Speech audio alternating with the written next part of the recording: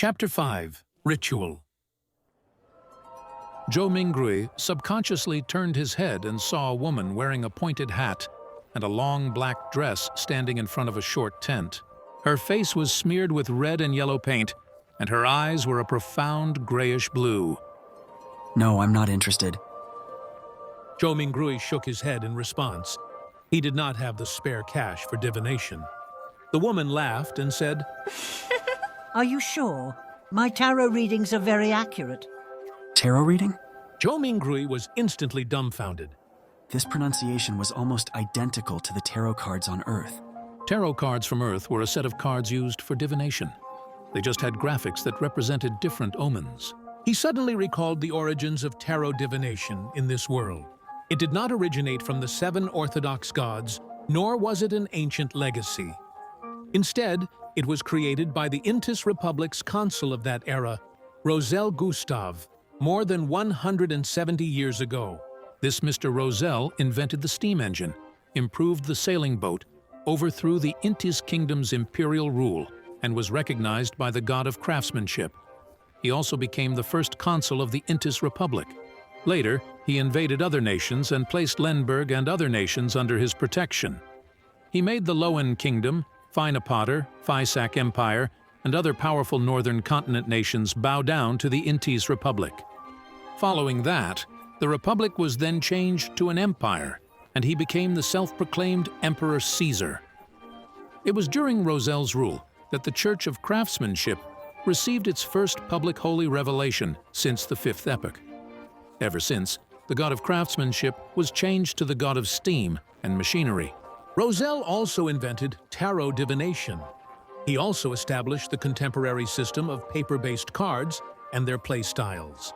There were many familiar styles that Zhou Mingrui was familiar with, such as Upgrade and Quint. In addition, the marine fleets he sent out discovered a sea route that led to the southern continent through the stormy and turbulent seas. This also began the era of colonialism. Unfortunately, he was betrayed in his old age. In the year 1198 of the 5th epoch, he was assassinated by the combined forces of the Church of the Eternal Blazing Sun, the former Intis royal family, known as the Sauron family, and other aristocrats. He eventually died in the White Maple Palace. Could this be a transmigration, Senior? With this in mind, Zhou Mingrui was intrigued to see what tarot cards looked like. Therefore, he nodded at the pointy hat woman with the painted face and said, If the, price is reasonable, I'll give it a try. The woman immediately said with a laugh, Sir, you are the first one here today, so it's on the house. Free things cost the most. Zhou Mingrui silently mumbled and decided that he would not purchase any additional services whatsoever. He would firmly refuse them all. If you are really that capable, try divining that I transmigrated here. With this in mind, Zhou Mingrui followed behind the woman whose face was painted red and yellow, stooping low to enter the low tent. The tent's interior was extremely dark, illuminated only by several beams of light that managed to seep inside. A table covered with paper cards could be made out faintly in the low illumination. The woman with the sharp, pointy hat was not affected by this at all. Her long black dress glided as though it was moving over water while she went around to the table. She sat on the opposite side and lit a candle. The dim yellow light flickered, causing the inside of the tent to appear bright and dark at the same time. It instantly added a much more mysterious feel to the atmosphere. Zhou Mingrui sat down quietly, his gaze sweeping over the tarot cards on the table where he discovered familiar cards like the Magician, the Emperor, the Hanged Man, and Temperance. Could Rosel have been a senior? I wonder if he was also a fellow countryman of mine. Zhou Mingrui mumbled to himself subconsciously. Before he could finish looking at the opened cards on the table, the woman who claimed to have accurate divinations had already reached out her hands to gather all of the cards together. She stacked them into a deck and pushed it in front of him. Shuffle the cards first and cut the deck, the circus fortune teller said in a muted voice. Me? Shuffle? Zhou Mingrui asked reflexively. The yellow and red paint on the fortune teller's face squirmed together as she revealed a slight smile, saying, Of course, everyone's destiny can only be unraveled by themselves. I only serve as a reader of it. Zhou Mingrui immediately questioned her warily. This reading does not require additional fees, right? I need to be careful. As a keyboard folklorist, I've already seen too many of such tricks. The fortune teller was visibly taken aback before finally saying muffledly, Don't worry, it's free. Zhou Mingrui, relieved, stuffed the revolver further back into his pocket. Thereafter, he calmly reached out his two hands to shuffle and cut the deck skillfully. It's done. He placed the already shuffled tarot cards in the middle of the table. The fortune teller clasped the cards with both her hands and carefully looked at cards for a while. Then, she suddenly opened her mouth and said, I'm sorry I forgot to ask, but what would you like to ask about? Back when he was wooing his first love, Zhou Mingrui had also done research on tarot cards. He asked unhesitatingly, Past, present, and future. This was a type of divination as part of tarot card interpretation. 3 cards, when opened, sequentially symbolized one's past, present, and future. The fortune teller nodded first, then curled her lips to reveal a smile and said, Then please reshuffle the deck. You can only truly get the cards you want if you know what you would like to ask about. Were you fooling me just now? Do you have to be this petty?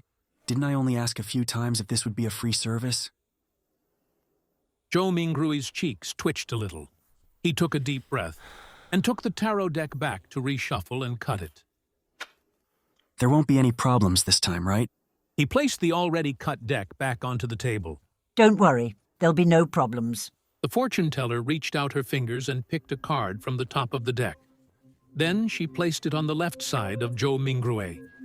Her voice was going lower and lower as she spoke. This card symbolizes your past, while this card symbolizes your present. The fortune teller placed the second card right in front of Zhou Mingrui. Then she picked the third card and put it on his right side. This card symbolizes the future. All right, which card would you like to see first? The fortune teller raised her head up after completing her placement of the cards and gazed deeply at Zhou Mingrui with her grayish blue eyes. I'll have a look at the present first. Zhou Mingrui said, after giving it some thought. The fortune teller nodded slowly and flipped over the tarot card that was directly in front of Zhou Mingrui. A colorfully dressed character was depicted on this card, wearing splendid headgear with a stick over his shoulder. There was a bindle hanging on the end of the stick, and a puppy was following behind him. It was numbered 0. The Fool. The fortune teller lightly read out the name of the card with her grayish-blue eyes, affixed on Zhou Mingrui. The Fool, the 0 card of tarot, a start, a fresh beginning with all kinds of possibilities. Zhou Mingrui was not even considered an amateur enthusiast of tarot, so he could only make a rough interpretation based on his own impressions. Just as the fortune teller was about to say something, the cloth curtains of the tent were suddenly lifted open. The ray of sunlight that shone in was so blinding that it caused the back-facing Zhou Mingrui to instinctively narrow his eyes. Why are you impersonating me again? It's my job to handle the divination for people. A woman's voice growled angrily. Return to your post quickly. You must remember that you're just an animal trainer. What's this about an animal trainer? Zhou Mingrui's eyes had already adapted to the light by now. He saw a similar-looking woman who was also wearing a sharp, pointy hat and a black dress, with her face painted in red and yellow as well. The only difference was that she was taller and had a slimmer physique.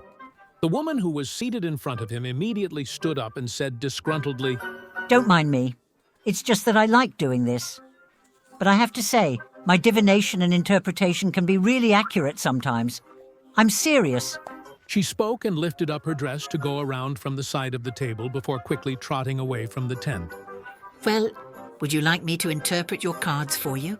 The real fortune teller looked at Zhou Mingrui and asked with a smile. Zhou Mingrui's lips twitched and asked her sincerely, Is it free? No. answered the real fortune teller. Then forget it. Zhou Mingrui pulled his hands back and put them into his pockets. He clutched his revolver and money before stooping again to exit the tent. Damn. He actually got an animal trainer to be his fortune teller. Is an animal trainer who doesn't want to be a fortune teller a bad clown? Zhou Mingrui very quickly put this matter behind him. He spent 7 pence at the lettuce and meat market for a pound of not-so-great mutton. Then He also bought some tender broad beans, cabbage, onions, potatoes, and other items. Together with the bread that he bought earlier, he spent a total of 25 copper pennies, which converted to 2 soldi and 1 pence. There is really not enough to go around for spending. Poor Benson.